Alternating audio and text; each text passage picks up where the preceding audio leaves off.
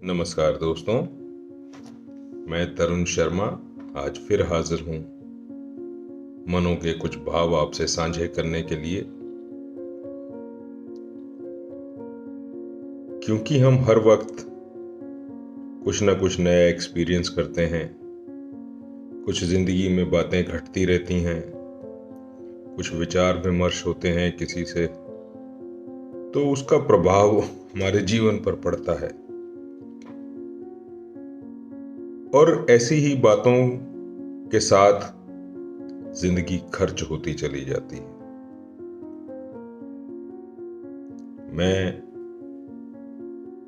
अपनी जिंदगी से मुलाकात का जिक्र आपसे करने जा रहा हूं। शायद कुछ अच्छा लगे।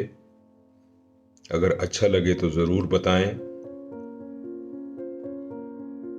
जरूर इस बात को आगे करें, क्योंकि जिंदगी का मकसद ही दूसरे के काम आना है। असल में तो दूसरा कोई होता नहीं, शब्दों का माया जाल है, पर फिर भी आम बोलचाल की भाषा में हम ये प्रयोग करते हैं। तो आइए बात करते हैं जो मैं आपसे साझा करना चाहता हूं, एक मुलाकात जिंदगी से। आज सुबह ही जब मैं उठा तो मुझे एक क्षीण सी आवाज आई कि सुनिए। मुझे देखा तो वो एक कमजोर सी आकृति खड़ी थी। मैं पहचान नहीं पाया। मैंने कहा, आप कौन हैं? तो बड़ी मुस्कुराहट के साथ कहने लगे, मुझे भूल गए? तुम्हारे साथ ही आई थी, मेरी वजह से ही तुम कायम हो। कितना कुछ दिया तुमने मुझे, क्या से क्या बना दिया। मैं पहचान नहीं पा रहा था। मैंने पूछा, आप कौन हैं? तो आवाज आई कि मैं ही हूं जिंदगी जो तुम्हें चला रही हूं।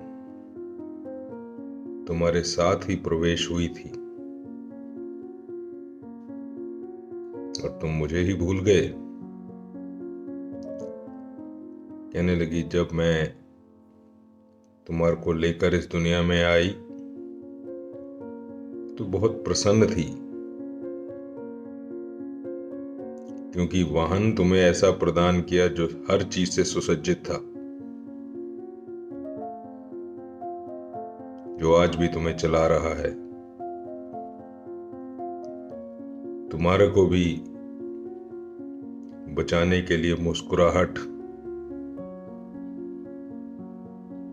और बहुत पवित्रता दी थी, पर तुम तो कर्ण से जैसे कवच और कुंडल चोरी कर लिए गए थे, ले लिए गए थे। इंद्र आकर उनसे ले गए थे भिक्षा में। तुम भी ऐसे ही सब गवा बैठे। कहने, जब तुम छोटे थे तुम्हारे पास मुस्कुराहट थी, वो छोटी छोटी आवाजें थीं, तुम्हारी अटखेलियां थीं, जिसको देखकर, तुम्हारी मुस्कुराहट को देखकर कोई अनजान भी खुश हो जाता था और तुम्हें आशीर्वाद दे जाता था। पर तुम इस त्रैगुणी माया के चक्कर में फंस गए, जिसे लोग ब्रह्मा विष्णु महेश भी कहते हैं। कोई सृजन है, कोई पालनहार है और कोई नष्ट करने वाला विध्वंसक भी है, या जिसे हम ऐसा भी कह सकते हैं आज की मॉडर्न भाषा में कि एटम की भी 3 पावर होती हैं न्यूक्लियस में, इलेक्ट्रॉन, प्रोटॉन और न्यूट्रॉन या पॉजिट्रॉन, जो भी हम कहते हैं। और उसकी वजह से ये जीवन का निर्माण होता है, नेगेटिव, पॉजिटिव और न्यूट्रल एनर्जी से।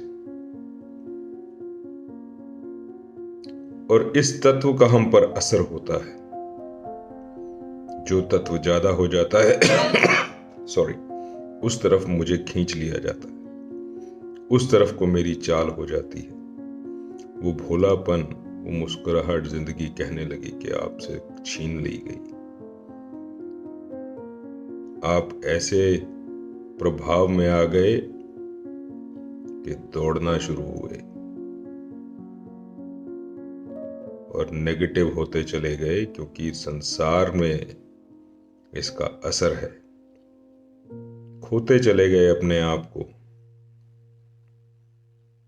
और आपकी जो भोलापन था, जो आपकी मुस्कुराहट थी, वो छिनती चली गई। वो असलियत उसमें न रही और मैं क्षीण होती चली गई, कमजोर होती चली गई, क्योंकि आपके ऊपर इन शक्तियों का प्रभाव पड़ रहा था। ये ताकतें मेरी ताकत को नष्ट कर रही थी। मैंने पूछा, फिर जब नष्ट हो रही थी, फिर अभी तक कैसे चल कैसे रहे हैं? कहने लगे जैसे रथ में कृष्ण बैठे थे और उन्होंने अर्जुन को कहा कि आप उतरो रथ से पहले। जब कृष्ण उतरे तब वो रथ नष्ट हुआ। कहने लगे क्योंकि ईश्वर बैठा है इसलिए यह रथ सलामत है, इसलिए मैं सलामत हूं। वो शेर अपने पिताजी का मुझे अक्सर जागृत करता है। जिंदगी क्या है, अनासर का ज़हूरे तरतीब। मौत क्या है, इन्हीं असा का परेशान होना। कि जिंदगी में इन 5 तत्वों का सम्मेलन, तरतीब में सम्मेलन जिंदगी है, और इन्हीं में से किसी की कम ज्यादा हो जाना मौत है। तो कहने लगे क्योंकि अभी ये विराजमान है ईश्वर, इसलिए मैं कायम हूं, तुम्हारी हर हरकत के बावजूद कायम हूं। मुझे ताकतवर बनाना है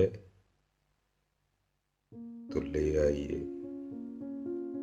वो भोलापन वापस लीजिए, वो मुस्कुराहटें वापस लीजिए, प्यार बांटिए, दया करिए मानव मात्र पर, अपने ऊपर दया कीजिए। क्योंकि आप किसी और को नहीं कष्ट दे रहे, अपने आप को दे रहे हैं, अपने आप को छलनी कर रहे हैं। सुनकर मैं कांप गया, क्योंकि बहुत समय ऐसा गुजरा होगा जिंदगी में जो मैंने भी नफरत का काम किया होगा, किसी का दिल दुखाया होगा, किसी से कुछ छीनने की कोशिश की होगी। और अगर मैंने जब ऐसा किया है तो उस बात पर मैं शर्मिंदा भी हुआ हूं, क्योंकि ये ईश्वर के कानून के खिलाफ है और दंड भी भुगता है। जब आप कानून तोड़ते हैं तो उसका दंड भी प्राप्त होता है। ईश्वर के कानून के खिलाफ जाने को, जो कुल कायनात का रचयिता है, जब हम इस कानून को तोड़ते हैं तो इस शरीर के ऊपर भी भुगतान करना पड़ता है। जिंदगी क्षीण होती चली जाती है। आइए इस बात पर गौर करें जो जिंदगी आज हमें बता रही है, समझा रही है, जागृत कर रही है कि इसमें बैठी ईश्वरीय शक्ति को हम नमस्कार करें, जाने इसको जिसकी वजह से ये जिंदगी कायम है। जब ये कृष्ण इस रथ से उतर जाते हैं तो ये भी भस्म हो जाता है। ये 5 तत्व बिखर जाते हैं। तो कृपा करें, कृष्ण को बिठाए रखें, इस जीवन का आनंद लें, प्यार बांटें, सत्कार बांटें, मुस्कुराहट बांटें, किसी के काम आए, तभी इस जीवन का मूल्य होगा। ये जिंदगी वापस अपनी ताकत को प्राप्त कर पाएगी। ऐसी आशा करता हूं कि आप भी इस जिंदगी का मोल डाल पाएंगे, इसको क्षीण होने से बचा पाएंगे और इस जिंदगी का पूरा आनंद लेंगे। इसी शुभ भावना के साथ मैं आपसे इजाजत लेता हूं। नमस्कार, धन्यवाद।